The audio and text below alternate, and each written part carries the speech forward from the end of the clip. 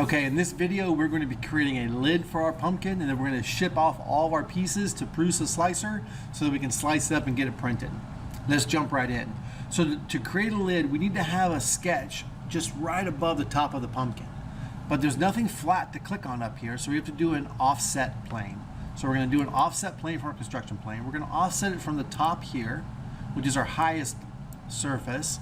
Hit a front view so we can see how high. This is way too high, so we're going to want to bring this down, and right, oh, that might be perfect. Let me zoom in. Oh no, see, I'm in the pumpkin still a little bit, so I zoomed in.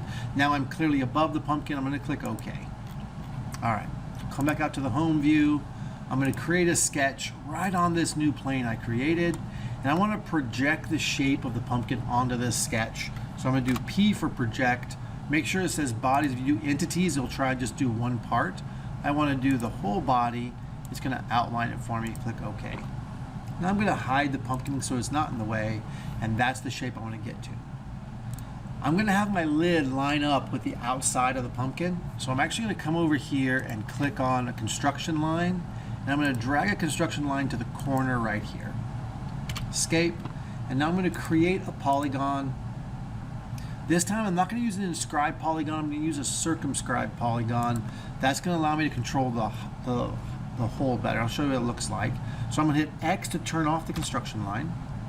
Click in the middle and drag it out.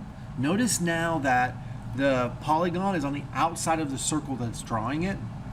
And notice that I'm placing with my cursor the middle of a line of the polygon and not the corner of it.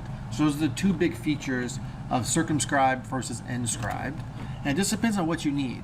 Now the lid for me is going to have the same number of sides as the stem. I think that looks really nice, but you could do here 10 if you wanted to have a lid with a bunch of sides to it, and it'd be more of a round lid.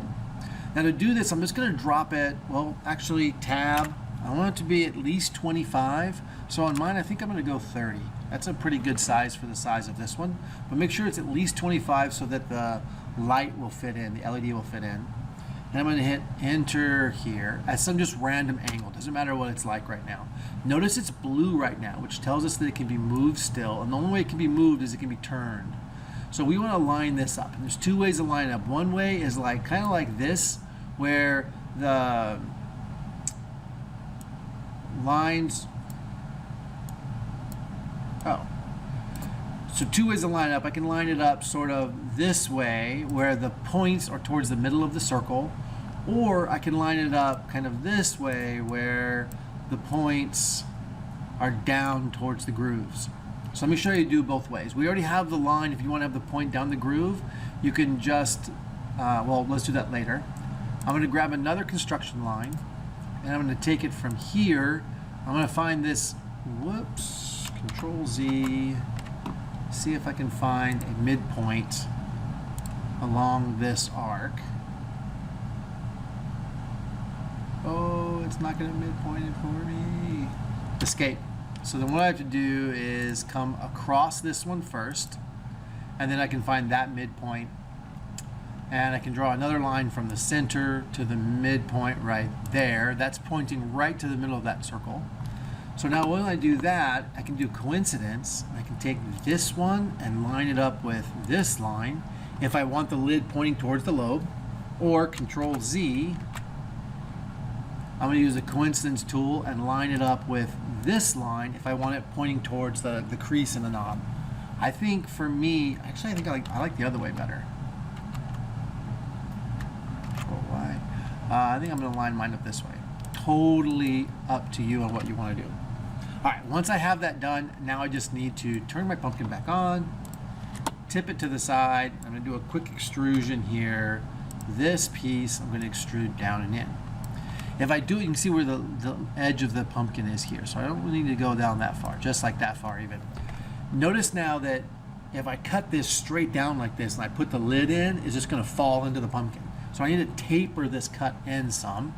So I'm going to do a taper angle of, I think, negative 35 degrees is good, and yeah, that looks pretty good. Now I'm gonna do something weird here. Normally we would just cut a hole, but then we would lose the lid, and we want to have that piece of the pumpkin that's the lid. In fact, I think I need to go down a little farther. Yeah, I did. Make sure, see how I have this piece at the bottom? That's the top of the lid still. So keep going down until you get in there pretty well. Show you what it looks from the front. So I went down to where like below the eyes almost. Okay, so now instead of cutting, I'm going to do a new body. Excuse me. I'm going to do a new body instead of cutting, and I'm going to click OK. Now I've got this new body called Body 4, and it's just this lump of, I'll take my pumpkin away, it's this shape. All right. Now I need to cut my good friend the stem, or I need to cut the pumpkin now. So I'm going to turn the stem off. I'm going to try something and come back in just a second. Hold on. Okay, I just want to make sure that it worked before I showed you. So what we're going to do is we're going to use the Combine tool in a weird way. The Combine tool is under the Modify menu. Combine tends to mean like put two things together, but it has these other cool features to it. So I'm going to click on Combine. Our target body is going to be this lid, this Body 4 we just created. So that's the target. And then our tool body is going to be the pumpkin itself. And we're going to come over here. It's probably on join right now for you. If you click OK, it's just going to mush it all together. It's going to be awful. If you do cut, it's just going to cut away like a shape into the other one, which is super weird. We're going to use this third piece called intersect. And what this does is it cuts away anything that's not overlapping both shapes. So this pumpkin wasn't overlapping with the pentagon shape, so it got rid of that.